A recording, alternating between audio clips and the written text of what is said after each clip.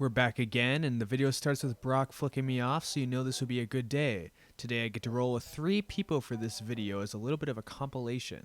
The first roll is with none other than my professor, Brock Larson. You may remember him from the other video where I destroyed him, and I reminded him that I have the same power as Melvin Manhoff, which is why he's starting on his back here. He doesn't want to try and stand with me. Brock goes immediately into deep half guard, which he learned from the Nogueira brothers and stole from them from when he was in Brazil, brought it back to the US. Now I've been in this position a million times with Brock, so I know exactly how to pass this guard, except for I don't, so don't expect me to actually pass it in this video. I will say, however, a pretty good defense to deep half is being able to put my taint on his face. This makes him not want to stay in the spot anymore, and also if I maintain elbow control, it gives him a little bit more of a problem of shoving me around. However, he does decide to just kind of push me around still, so I need a better defense than that.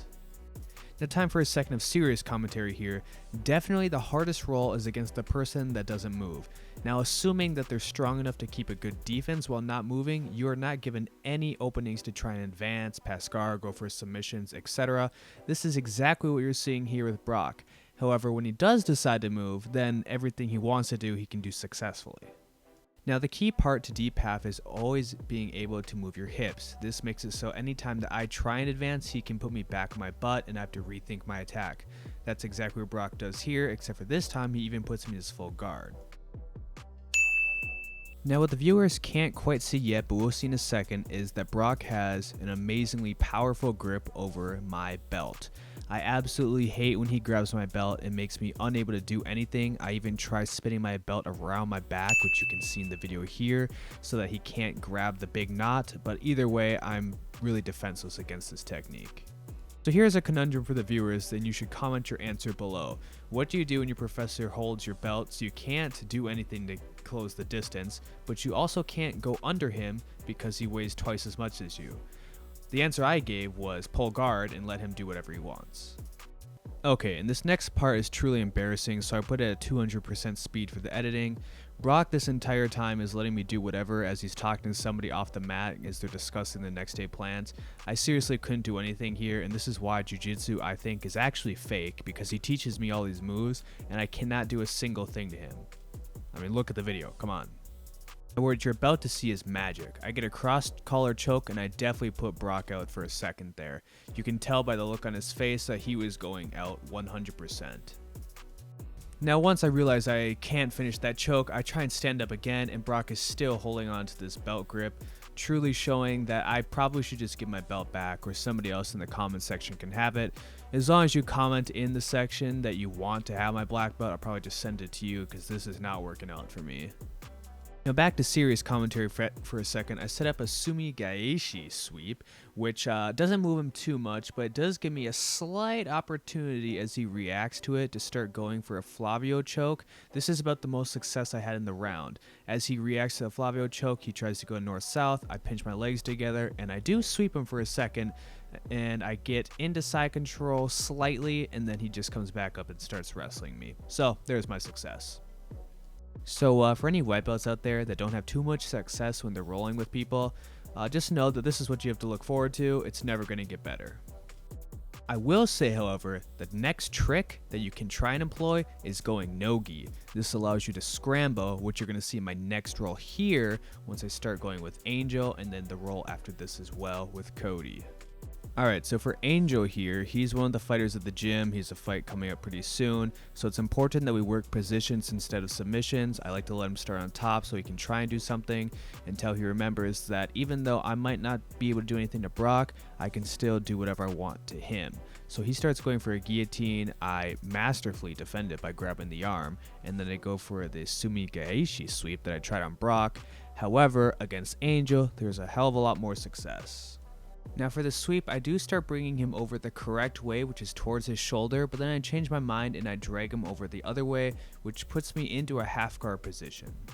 Now unfortunately we did roll out of frame there, so we restart in the middle once I heel hooked him about 17 times in that short time. From this referee's position, I start to work behind him until he starts to get back to his guard. Now Angel does a good job pushing off of me with his foot and keeping his foot on my hip to create a lot of distance. Because of this, I do decide to go for another heel hook. Like I said, I did it 17 times off camera, might as well get 18 on camera. However, this time he spins too fast for me to keep it, so I roll through with it and then decide to stand up. Now Angel isn't really a fan of jiu-jitsu, so he does this Derek Lewis escape, which is just kind of stand up. We're not thinking about wrestling because we have too many people on the mat, so I just let it go and then we reset. Once we reset, I start looking for the Guillotine Pass that I like to do a lot. I use this pass so I'm able to control their posture and neck, and it usually enables me to get to a front head position, which is what I did here, and then I switch to an inside cradle. I temporarily get to side control, but then he's able to get his knee back in, so I'm going to have to fight for the pass again.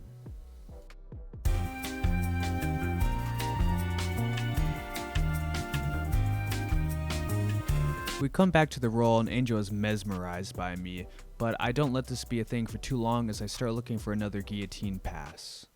Now once I'm able to get all the way past his legs, I can push him flat on his back, and it's just another successful pass from the guillotine.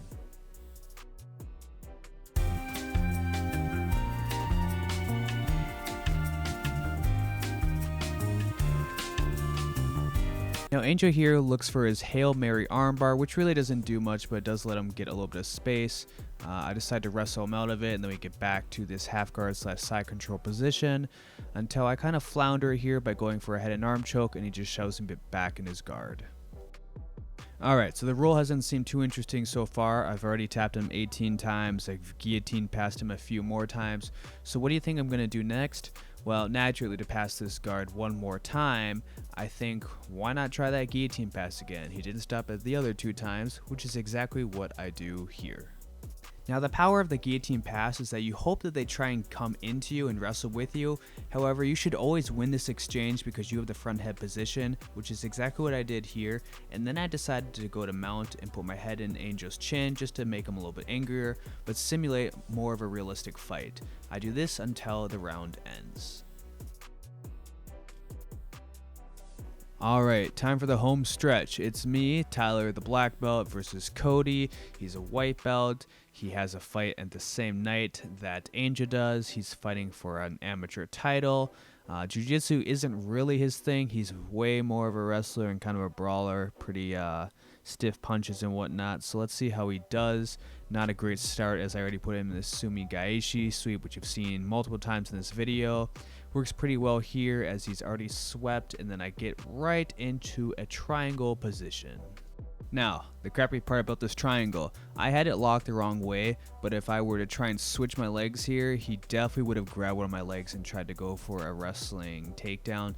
So instead of this, I decided to keep the lock the wrong way. However, I do start digging for a Kimura.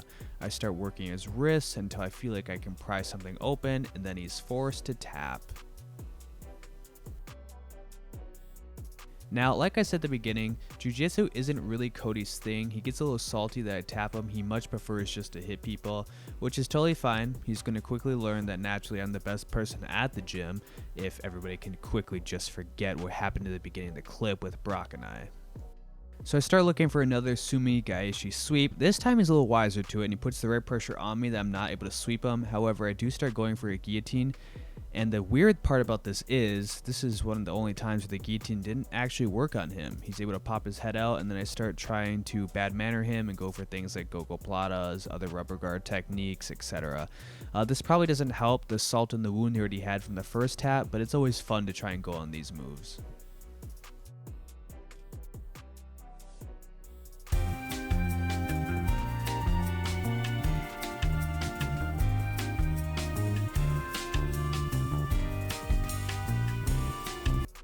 Alright, so not a lot happened there, but we do move out of frame, so I had to switch to where we were. He starts wrestling with me, and I start taking his back and employing my own wrestling on him.